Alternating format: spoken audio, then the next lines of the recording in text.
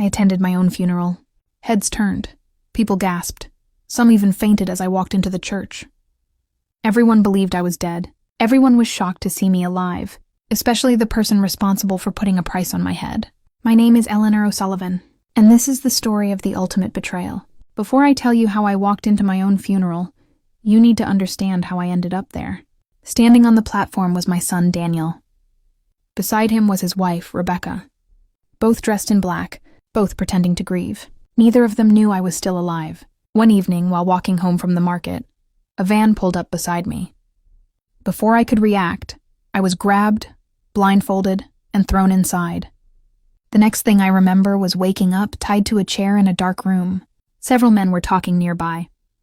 At first, I couldn't understand them. Then I realized they were speaking French. Over the years, I had learned enough French to understand bits and pieces of the conversation. What I heard terrified me. Payment, insurance, inheritance. They were talking about me. One of the men asked when they would kill me. Another sounded reluctant. "We don't have to do this," he said. "She's an old woman."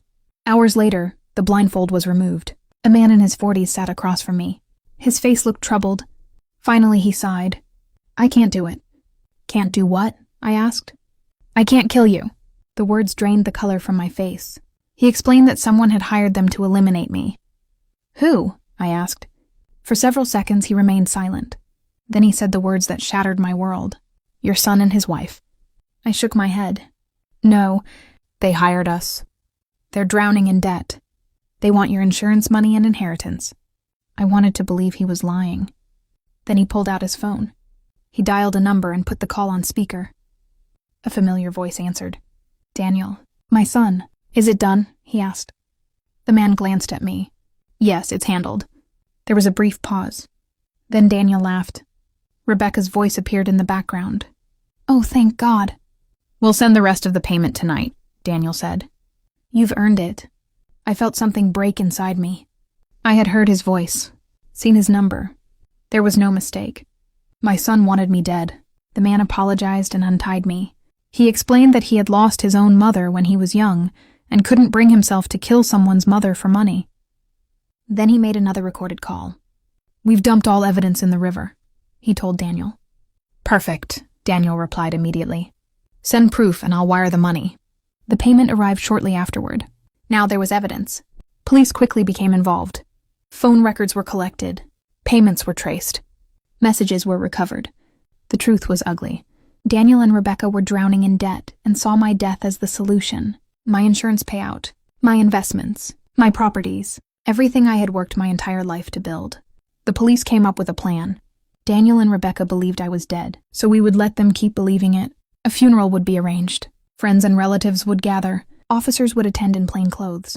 And when the time was right, I would make an appearance. The funeral service began at 11 o'clock.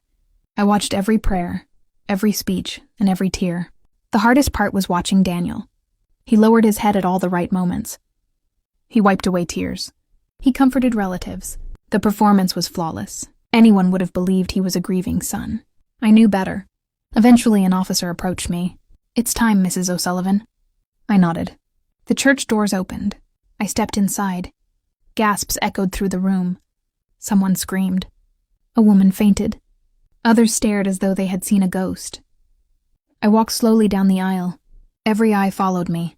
I never looked away from Daniel. His face turned white. Rebecca looked ready to collapse. I stopped in front of them. For a moment, nobody spoke.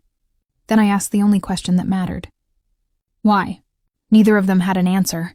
Just guilt, fear, and shame. Before they could say anything, several people stood up from the pews. Police officers moved closer. "Daniel O'Sullivan and Rebecca O'Sullivan, you are under arrest for conspiracy to commit murder, fraud, and related offenses." Handcuffs clicked into place. Rebecca started shouting. Daniel simply stared at me. For a moment I saw the little boy I had raised, the child I had loved more than life itself. Then the officers led him away. The church fell silent. Only hours earlier, people had come to bury me. Now they had witnessed my son being arrested for trying to have me killed. Months later, the evidence left no room for doubt. Daniel and Rebecca were convicted. Many people expected me to celebrate. I couldn't. Some victories feel too much like losses. The kidnapping wasn't the worst thing that happened to me. The murder plot wasn't the deepest wound. The greatest pain came from knowing that the child I carried, raised, protected, and loved was willing to trade my life for money. And that is a betrayal from which a mother never truly recovers.